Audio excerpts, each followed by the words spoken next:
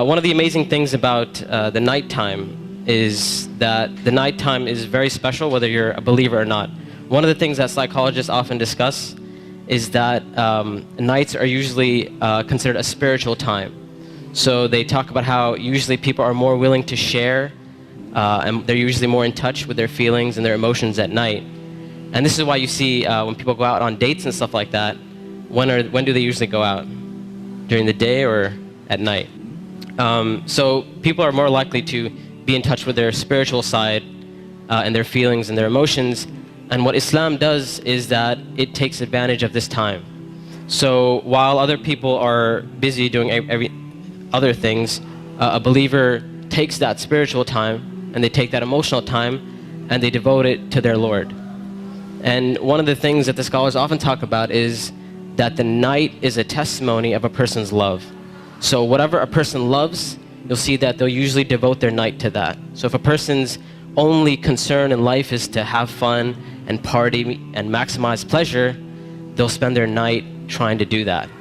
If a person's concern is their afterlife and their love for Allah, then they'll spend their night in concern about their Akhirah. And they'll spend their night devoted to Allah azza wa jal. As Allah azza said, wallazeena aamanooo, ashaddu hubbal-lillaah. That those who believe, they're stronger in their love for Allah azza wa jal. It's no secret, it's no surprise that our ummah today, our nation today, is not doing too well. And I hate to be negative, I hate to be negative about issues, but this is just a reality. And the point isn't for us to become depressed and say we're a goner and there's nothing we can do. The point is, how do we bring ourselves out of this situation, and how do we become like the companions radiallahu ta'ala anhum? And this is why one of the things that is often said by the classical scholars and even scholars of our time is that if we want to rectify this ummah, if we really, really care about this ummah, we really want to change this ummah, then we will not be able to do it except that which changed the beginning of this ummah.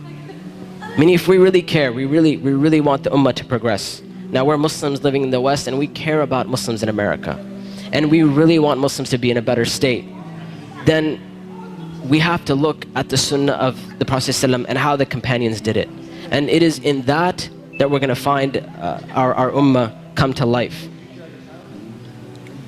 And the thing about the companions, like I mentioned, is that what they had and what is missing from our time is that attribute of going above and beyond the bare minimum. Ibn Abbas radiallahu ta'ala anhuma, he says about the companions, he said, I did not see a single companion.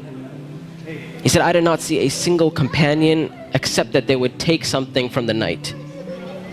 Meaning they would pray some type of qiyam al-layl. And one of the most oft questions I get from young people is, you know what, my iman is just not doing too well. Like, I have a dip in my iman and I just don't feel it anymore. Or a lot of times people who start practicing Islam, they'll have this iman high and they're doing really, really well, and then a time will come where they'll be like, it just doesn't feel the same anymore.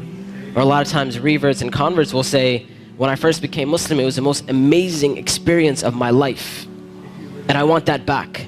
I want that experience back. And one of the first questions I ask these people is, how is your connection with Allah? How is your qiyam al-layl? When was the last time you got up in the middle of the night or in the last third of the night to pray to your Lord? And if the answer usually is, well, I don't really do that. I just try to do my 5 daily prayers. I'm just happy if I can get that in. And I tell them, I say, listen, if you're cutting off your connection with Allah, how are you going to get better? You can't expect your iman to just get fixed all of a sudden on its own. It's not going to happen. You have to take steps for you to become a better Muslim. You have to take steps to reach that level of iman. When it comes to qiyam al-layl, one of the advices I often give, and I give this advice because this was the advice given to me by my teachers, is if you want to pray qiyam al-layl, all you have to do is just try it. And I'm not talking about spending a third of the night praying or half of the night praying.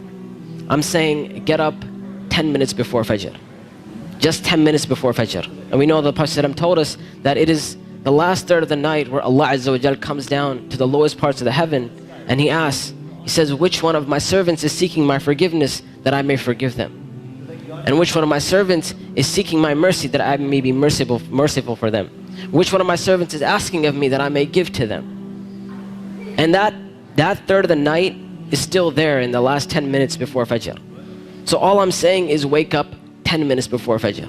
Not an hour, not 2 hours before Fajr, 10 minutes before Fajr. And try and pray Qiyamul Layl and experience this amazing spiritual nature that Allah Azza wa Jal has given us, this blessing that Allah Azza wa Jal has given us. And when you get up in the night, number one, you'll see your heart transform. You'll feel your heart unlike you've ever felt it before. And I know a lot of us, and this is a problem which is very, very common, where we look at Islam and all we see is a bunch of things we have to do. And we're missing that spiritual side of Islam. We're missing that connection with Allah and our Creator. And I tell you that if you're seeking that connection, then get up and pray Qiyamul Layl. You will see your heart transform. You will see this tranquility and peace that Islam is supposed to be. You know, people talk about Islam means peace and all that kind of stuff. If you really want to experience that, get up in that last third of the night. Get up for 10 minutes and you will see that peace and tranquility descend upon you.